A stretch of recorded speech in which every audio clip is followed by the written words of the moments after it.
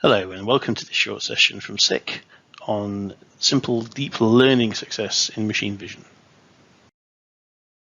For some of you who may not be aware, SICK is a global company that's here to provide over 40,000 different kinds of automation solutions and technology. Some of those obviously involved in machine vision, which is what we're here to talk about today. And as you can see, we have quite a large number of staff worldwide, and a lot of those are in key research and development areas, which is key to us being able to innovate and bring out the latest technology, including what we're going to be talking to you about today. Just a little about myself. My name is Sandhu. I'm the product manager here at SICK UK for all machine vision, as well as some of our LiDAR and systems solutions. I've been at SICK for 16 years now, and I'm also the UK IVA chairman. So it's a pleasure to be talking to you. Quite a short agenda today, just a brief overview as to what deep learning is, how it can help in terms of its example-based vision technology compared to traditional, more rule-based machine vision systems, and then we'll actually see what the way that SICK is bringing that to the market. So just a quick overview of machine vision. I'm sure some of you are more than aware, but the idea behind machine vision, which originally came out in an industrial concept back in the 50s, almost a similar time to industrial robotics, is there to replace or complement manual inspection that was previously being carried out with smart cameras, devices, solutions that help increase the production of in manufacturing or food and beverage, improve yields, improve the quality by making sure that the items being produced are at the utmost quality because of the enhanced inspection. So the very simple methodology is to take a picture of something, analyze it, you then send a result or take action in terms of removing it from the production area, and then we start the whole cycle again. Just in terms of the types of applications and challenges that machine vision is here to solve, usually, and we're talking from my experience in 8 to 9 times out of 10, we're talking about 4 key areas, which is either positional information or robot guidance or guidance in general to know where something is, inspection of items being produced to check they're of the good enough quality to be shipped out to customers or to the next part of the process.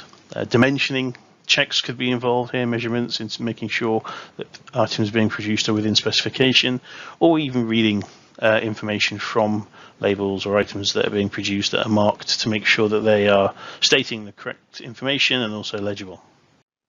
And of course, all of these types of applications occur in various industries across the board, so from packaging to automotive and everything in between, as you see here. Now let's talk about the key subject of this session, which is artificial intelligence and deep learning. So artificial intelligence, as may or may not be aware, is a technique that enables computers to mimic human decisions and be able to teach automated systems and to make them learn as to how best to handle different situations. The example here is a simple board game called Go. The AI version was trained, and in 2015, for the first time, a computer taught system was able to beat a professional player, which is actually quite an achievement. So if we think about deep learning is actually a subset of AI, of artificial intelligence, and it's perfectly suited for sounds or image-based systems. So for example, in the self-driving car world that's being developed, as we are probably all aware of, the deep learning algorithms are there to make sure it understands human detection compared to vehicle detection and movement to make the self-driving experience, when it finally gets to be a regular occurrence, to be as safe as possible. And so it's that teaching of the different examples of situations is what makes deep learning possible. So we take it a little stage further in terms of the detail. It finds the patterns in the data or the image using what we call neural networks, learning algorithms, learning networks with the many layers that they have. So it's training itself to extract sometimes complex features that are able to detect and categorize into different levels to make sure that the application involved, be it looking for anomalies or be it detection of different objects or parts, is possible when we talk about complex situations. So just a brief example there in terms of what we have with rule-based vision, where we actually teach a set of rules or tools to determine what, in this case, the object is. Whereas with example-based machine vision, which is what we call deep learning, we actually create a data set of all the different types, all the different variants, especially if you talk about food products, for example, where they have lots of natural variation. And those data sets or training sets are taught to the system, and the system can then generate its own learning methodology and be able to make those decisions. Here's a quick example: markings on a pallet, depending on which type it is. And for us as a human being, perhaps we could easily tell, even with the quite obscured ones, that which category they could be in. Whereas teaching a standard rule-based machine vision system to try and ascertain this may be quite challenging. And here's another example of a food product that's wrapped, as you can see, in the plastic material, and you can see for the difference from the top row of images to the bottom row of images, the ones that are classified as not being acceptable can vary in the style of how the image looks and what the environment, let's say, may look like. So determining this with standard-based systems, rule-based systems, could be very challenging indeed. And in this example, the electronic board that we're looking at here, and the one on the middle right, is the defective area. They're so very similar in terms of each board that's being inspected here. You really need to make sure that we're performing the inspection to the right level of detail. And again, standard rule-based machine vision tools may find this challenging compared to where we can use deep learning to help us in this situation. Another example here of a component that's being manufactured that potentially has the susceptibility to acquire dirt or scratches during its process. And from the images on the left to the right, you can see that they're very, very similar in terms of there's only slight details that you may be able to see in terms of the edges of the part itself here, as well as potential flecks of dirt or dust. So with this kind of situation, the rule-based machine vision systems may struggle, but deep learning potentially will help us a lot here. And a little test that we set up while conducting some initial tests on these systems was, imagine if we had to detect the differences between these various herbs and these different plant types, and with standard rule-based systems, quite tricky to set up different types of histogram tools, pixel counters, edge tools, even pattern matching tools, geometrics, to say which one is which. Whereas by training a deep learning training set, it was able to cope very well with it. So let's summarize what we've just been talking about in terms of the rule-based machine vision systems that we know from traditional methods. You typically are looking at inspections for parts or objects that are well-defined, they're predictable, non-complicated or complex defects or faults being looked for, or specifications.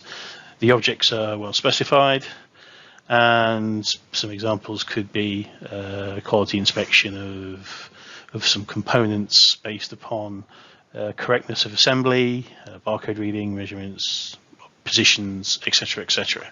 Whereas if we now take what we talk about with deep learning and example-based machine vision, you're typically looking at objects that have natural variation. You saw the example with the wrapping of the food objects, and this can vary on various different types of packaging. And to know when a seal is good or wrapped correctly, and the differing variants of it being wrapped well or being unwrapped can appear in lots of different kinds of images. Same thing with regards to even food products, where we're maybe inspecting or grading food, where we know that standard rule-based vision systems that use standard tools may find the challenging areas of the borderlines between good and bad to be very, very tricky to detect, whereas with a deep learning, when you train examples of what is good and what is bad, or what is classified as one part for sorting and what is classified as another, it can be very, very easy to detect this. So a simple workflow that we could follow is the first step is to collect the training images. Very important to get as many images as possible that cover all bases, cover all variants. In the case of sorting items, let's say, you take images of all the different types of object or part or component or object that you want to sort, and each instance of what they particularly would look like if the same part or object could appear differently into different kinds of views. We then, if we move on to the next step, we label these images to say what they are, if they're classified as to one part or another, or if they're classified as to good or bad for quality inspection. Then we label them. We then apply them to a neural network to be trained and evaluated to make sure that the model that's created understands the methodology and what is good, what is bad, and we see an evaluation from that training concept. And then we deploy that trained model onto a camera or system, and that will run that created and trained neural network deep learning model to make sure it carries out the inspections to the level that we've asked it to. So here we see it in reality with some screens that we will go into in terms of creating the data set, seeing the image libraries, running the classifications and trainings, evaluating those results to make sure they're correct, and then deploying that model. So now let's look at the deep learning solution that SICK can provide.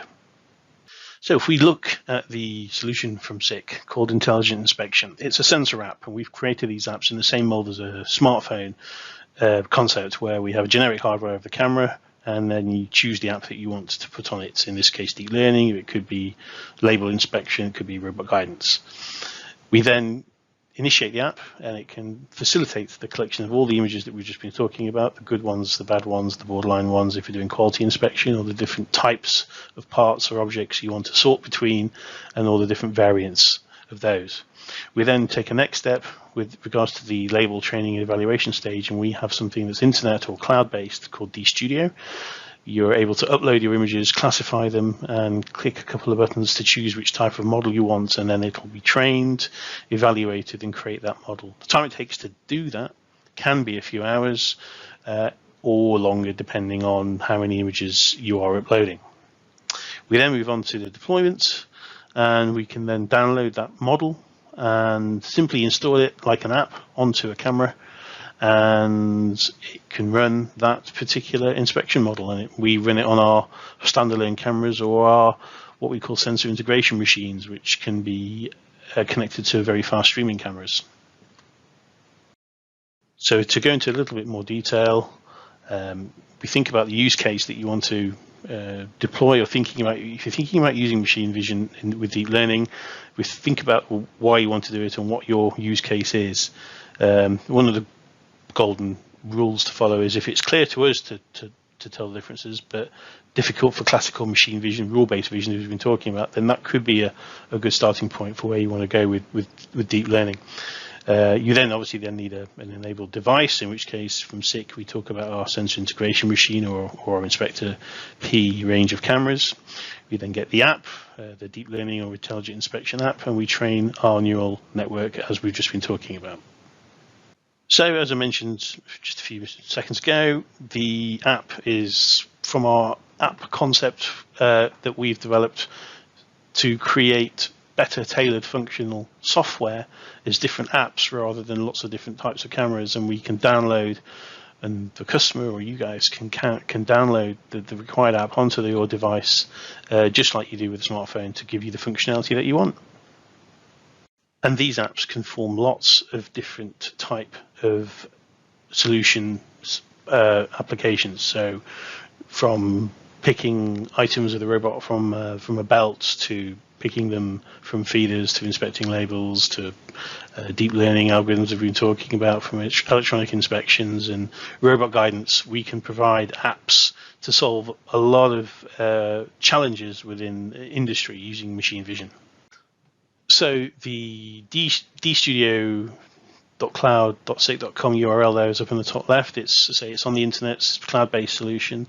And we upload the images, we run the training, selecting a network according to what we call required inference time. So if you need it to work extremely fast and are happy to perhaps accept slightly less than perfect accuracy results, then you pick that kind of network, and if not, then you pick the correct one. It's a simple drop down, and then we have the evaluation of the results, so you can see if you run that model what kind of results you would get, and then you can deploy that model, and typically those are the 4 steps involved.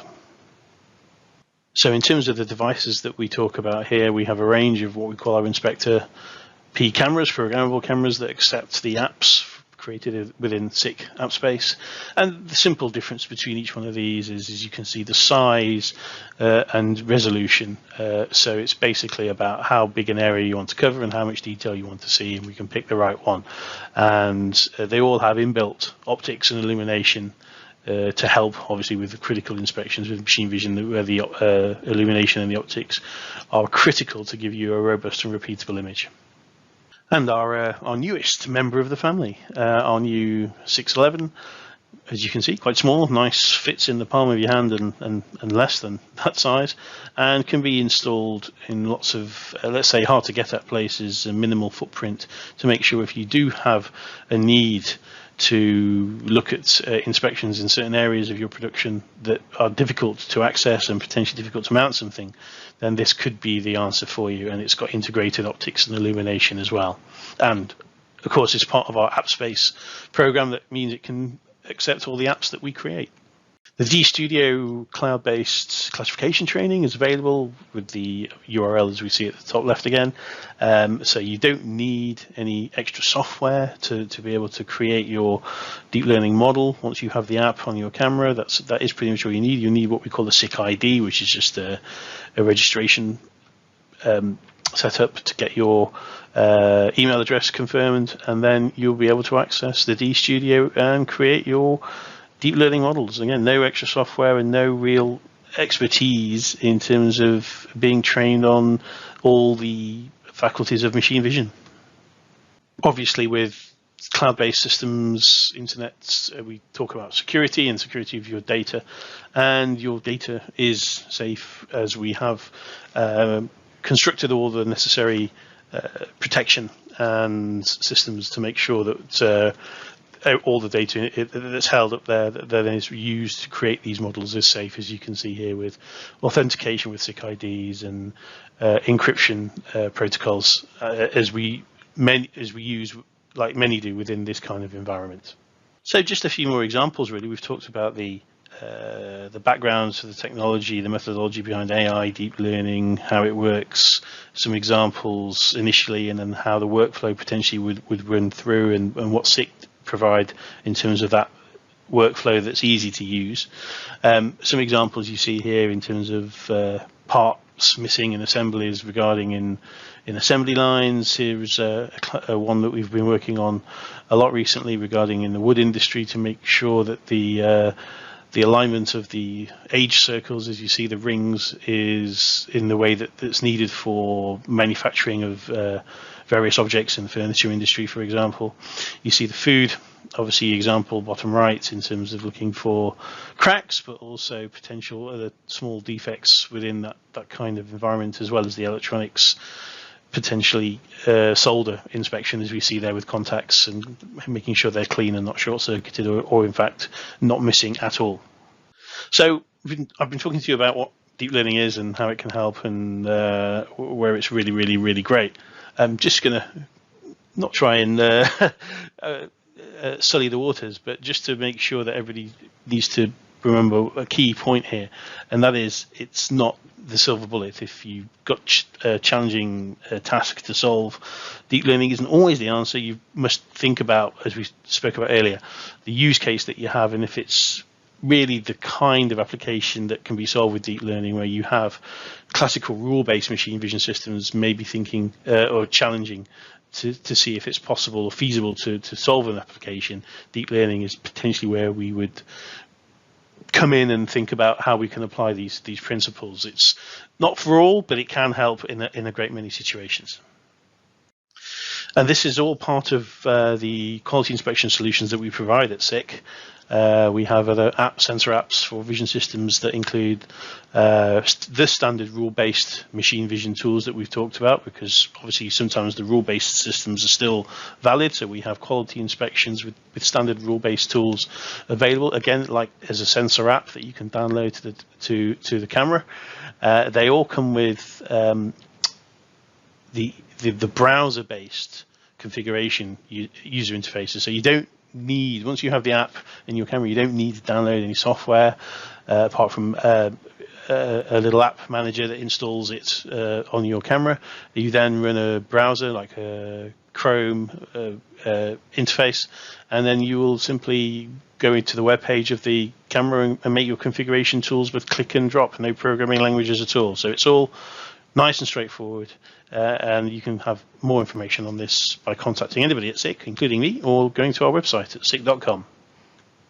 So we have our deep learning, our intelligent inspection solutions. You see at the top line there in terms of the Inspector P cameras and the streaming cameras with the sensor integration machine. And we also have our standard machine vision offering, our rule-based systems that consist of various different 2D cameras, three-dimensional inspection cameras as well, using stereo vision, time of flight, laser triangulation, and our sensor integration machines. The full vision portfolio from SICK. So to again summarize what we're talking about here with deep learning and achieving simple deep learning success is you have the solution directly on a device. You don't need an additional PC here. It takes a short and it's a reliable decision in terms of cycle time and accuracy. You train your information, your data set in the cloud, so you don't need any extra software, and it's very straightforward and wizard driven to run through. You don't need any training. We can provide trials and test systems as well. It's very user-friendly. You don't need, say, no programming, coding, or anything like that. And with our app-based concept, it's very, very easy to get to grips with in terms of downloading the app and installing it on your device. So if we look at the benefits from looking at deep learning and getting to a simple deep learning successful solution, as well as the benefits of machine vision in general, we can see that more automation can be possible now within a particular environment, because being able to challenge the applications that were previously quite difficult to solve, we can now solve those more complex tasks that were potentially only be able to be solved by human beings and human brain inspection wise. We can therefore reduce the time and costs to implement such a solution because of what you've seen in the past few minutes with regards to the workflow and the simplicity of the routes that we go in terms of from training set to training to deployment, and the accuracy of that particular solution, so leading to better inspections, more reliable and robust results, so more efficiency in terms of production volumes, and deployment. By just having a device-based solution, you are minimizing the footprint and the costs of what needs to be installed. Here at SICK, we don't just supply the solution itself. We can provide services to go along with those, including feasibility studies. If you think you have a challenge that could be well suited to machine vision and deep learning, then please come and talk to us, and we'll help you by looking at the actual challenge in hand and trying to perform some tests if need be, and seeing what's feasible with regards to it. So that's all part of the service here at SICK. as well as commissioning services. So if something is successfully feasible and you go down this route and look at the SICK solution, then we can provide the commissioning services as well to be on site to make sure and to give you a helping hand if need be, your deployment goes smoothly. So just final summary, we got 2D machine vision's solutions powered by deep learning, which is what we're talking about here from SICK, to help you achieve that simple deep learning success, hopefully following that nice straightforward route of training the data sets, collecting the images, training the data sets, evaluating it in the DStudio in the cloud, and then deploying your model. So quite easy to use for people getting started in this area.